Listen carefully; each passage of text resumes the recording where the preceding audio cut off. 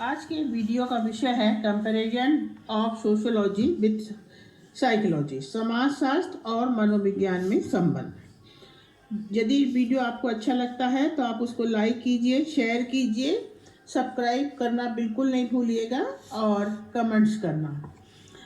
Start. समाजशास्त्र और मनोविज्ञान दोनों ही विज्ञानों के मध्य घनिष्ठ संबंध है। यही कारण है कि कार्ल पियर्सन जैसे समाजशास्त्री ने इन दोनों में किसी भी प्रकार का अंतर करने से इनकार कर दिया। उनका मानना है कि दोनों विज्ञानों में मात्रा का दृष्टिकोण का अंतर है। वास्तव में दोनों ही मानव व्यवहार का अध्ययन करते हैं।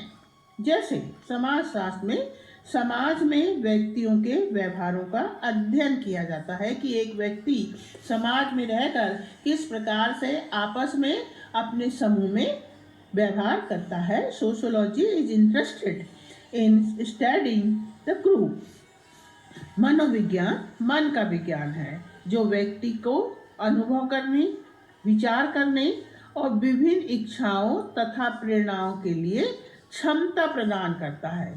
मन का विज्ञान है कि मन से उसे यह अनुभव होता है कि उसे क्या करना चाहिए, उसके विचार उत्पन्न होते हैं और उन विचारों की प्राप्ति के लिए वो किस प्रकार से अपनी इच्छाओं को पूरा कर सकता है, उसकी प्रेरणा उसे मिलती है। मतलब यहाँ पर समूह नहीं है, एक व्यक्ति जो कुछ भी कर रहा है वो अपने आप में स्वयं, यहाँ पर केवल वो आई है। तो इस तरह से sociology Psychology is social science that study human mind, concentrate on the thought and behavior of individual people.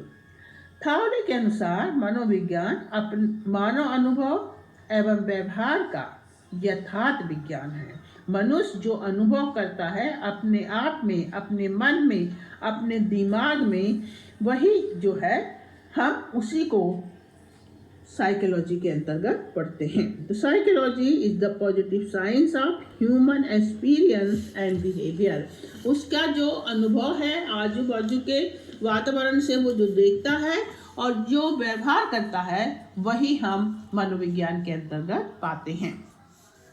दूसरा, समाजशास्त्र का अध्ययन क्षेत्र सामान्य विज्ञान होने के कारण बहुत अधिक विस्तृत है, क्योंकि इसके अंतर्गत एक व्यक्ति का जन्म से लेकर मृत्यु तक वो जो कुछ भी क्रिया करता है, चाहे सामाजिक करता है, चाहे राजनीतिक करता है, चाहे धार्मिक करता है, चाहे जीविकीय करते हैं, जो भी क्रिया करता है उस सब का अध्ययन इसके अंतर्गत किया जाता है, क्योंकि समाजशास्त्र जो है एक समान विज्ञान है और निश्चित है कि उसका क्षेत्र जो होगा वो बहुत अधिक विशाल होगा, असीमित होगा। तो sociology is the field of whole society of large. दूसरा जो है मनोविज्ञान, यह एक व्यक्ति के व्यवहार का अध्ययन करता है। जैसे मैंने पहले ही आपको बताया है कि किस प्रकार से एक व्यक्ति के मन में अपने आजू बाजू के वातावरण को देखकर वो क्या अनुभव करता है, उसको किस प्रकार के विचार उत्पन्न होते हैं, उन विचारों को वो किस प्रकार से पूरा कर सकता है और उसकी संतुष्टि प्राप्ति के लिए उसे क्या क्या करना है, इसकी प्रेरणा वो स्वयं ही क्या करता है, ग्रहण करता है। तो इस तरह से ये एक व्यक्ति तक ही सीमित होता है, इसलिए इसका जो क्षेत्रफल है वो निश्चित ही सीमित होता है। The field of sociology on individual targets it's study particularly on individuals and their mental process। तो इस प्रकार से हम देखते हैं कि दोनों ही विज्ञान जो है, जैसा कार्ल पियर्स ने कहा कि हम अंतर नहीं कर सकते हैं, क्योंकि दोनों ही क्या करते हैं, एक ही व्यक्ति का अध्ययन करते हैं। एक केवल व्यक्ति का अध्ययन करता है और एक व्यक्ति समूह में किस प्रकार से अपने को व्यवहारों के द्वारा, संबंधों के द्वारा इस्टेब्लिश करता है, उसका अध्ययन करते हैं। मैकअप और पेज ने अपनी व्याख्या में दोनों विज्ञानों के क्षेत्र को समझाने की कोशिश की है और उसके अनुसार उन्होंने माना है कि जब व्यक्तियों के व्यवहार की प्रकृति, व्यक्ति की चेतना की संरचना का, जिसकी अभिव्यक्ति सामाजिक संबंधों से होती है, अध्ययन करते हैं, तो हम मनोवैज्ञानिक दृष्टिकोण अपनाते हैं। अर्थात मैकाबर और पेज जो हैं वो अपनी परिभाषा में इस बात को स्पष्ट करता है कि जब तक हम एक व्यक्ति के व्यवहार को, कि एक व्यक्ति का व्यवहार क्यों है, ऐसा क्यों है, वो इतना खुशमिजाज क्यों है, वो इतना एक दूसरे के संग सहयोगात्मक क्रियाएं क्यों करता है, वो क्यों अधिक गुस्से वाला है, तो इसका एक व्यक्ति की प्रकृति का अध्ययन करते हैं। व्यक्ति की चेतना की संरचना, व्यक्ति की चेतना माने जब वो अपनी उस आवश्यकता को पूरा करने के लिए उस स्वभाव में जो सहयोगात्मक है या जो गुस्से वाला स्वभाव है, उसकी इच्छाएं जो हैं, जो अनुभव है, उसको पूरा करने के लिए कुछ बिंदु बनाता है, तब उसके अंग को हम क्या कहते हैं, व्यक्ति की चेतना की संरचना, कि उसने सोच समझ के सोच रहा है कि उसे इस आवश्यकता को, इस इच्छा को किस प्रकार से पूरा करना है, जिसकी अभिव्यक्ति सामाजिक संबंध, क्योंकि जब तक वो संबंध नहीं बनाएगा तब तक उसकी आवश्यकताएं, उसके विचार, उसको संतुष्टि प्राप्त नहीं होगी। तो जब हम इसका अध्ययन करते हैं तब हम केवल मनोवैज्ञानिक दृष्टिकोण से सोचते हैं। जब हम केवल संबंधों का अध्ययन करते हैं कि उस व्यक्ति ने अपने मन में सोचा कि उसे इसकी पूर्ति करना है इच्छा की, और इसको किस प्रकार से पूरा करना है, इसके लिए भी उसने मन में पूरी अपनी योजना बना ली है, और इन चेतनात्मक योजना के आधार पर वो क्या करता है, संबंधों को बनाने की कोशिश करता है। यहाँ तक हम मनोवैज्ञानिक का अध्ययन कर रहे हैं। परंतु जब हम संबंधों पर, कि उस व्यक्ति ने अपनी इच्छा पूर्ति के लिए संबंधों को जो अध्ययन किए बना लिया है, और इस संबंधों का जब हम अध्ययन करते हैं तब हम समाजशास्त्री दृष्टिकोण से विषय को सोचते हैं। तो इस तरह से मैकाबर और पेज कहते हैं कि जब केवल संबंधों का अध्ययन करते हैं तो समाजशास्त्री दृष्टिकोण अपनाते हैं। दोनों विज्ञान अविभाजित हैं, ये निश्चित है, विभिन्न पहलुओं से संबंध रखते हैं। व्यक्तियों को उनके एक दूसरे के संबंधों से अलग करके नहीं समझा जा सकता है।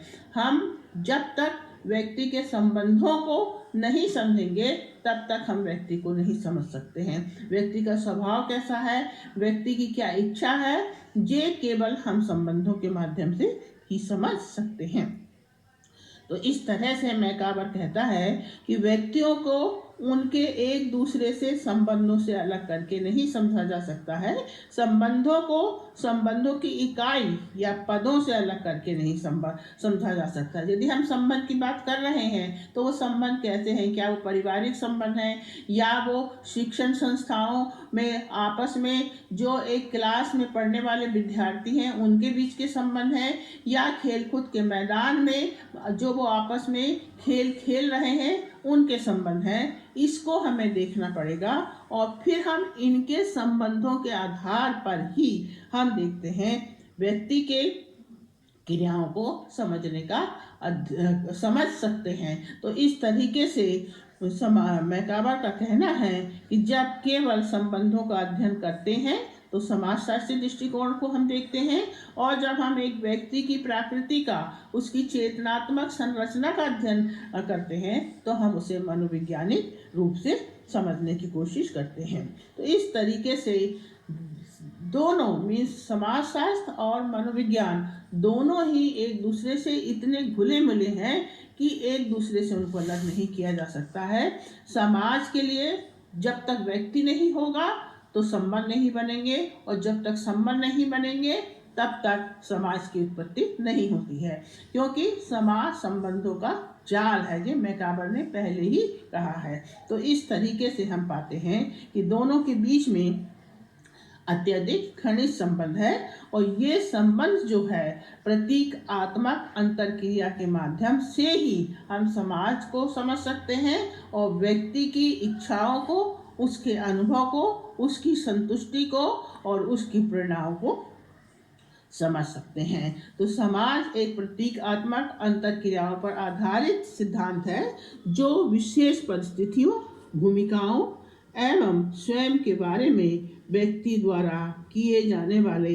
अर्थ को स्पष्ट करता है कि एक व्यक्ति किस परिस्थिति में किस प्रकार की भूमिका कर रहा है, और उस भूमिका को करने का उसका उद्देश्य क्या है, इसको यदि हमें समझना है तो हम समाजशास्त्रीय दृष्टिकोण से ही उसको देख सकते हैं। अंतरक्रियाएं विभिन्न व्यक्तियों के बीच होने वाली वे क्रियाएं हैं जिनका क्रिया को करने वाले व्यक्ति के लिए एक विशेष अर्थ होता है। हर समाज में हम देखते हैं कि उसकी संस्कृति के अनुसार, उसके पर्यावरण के अनुसार, उसकी धार्मिक भावनाओं के आधार पर कुछ विशेश प्रकारों के प्रतीकों का निर्माण होता है और इन प्रतीकात्मक अंतरक्रियाओं के द्वारा ही समाज में व्यक्ति संबंधों के माध्यम से अपनी आवश्यकताओं को पूरा करता है।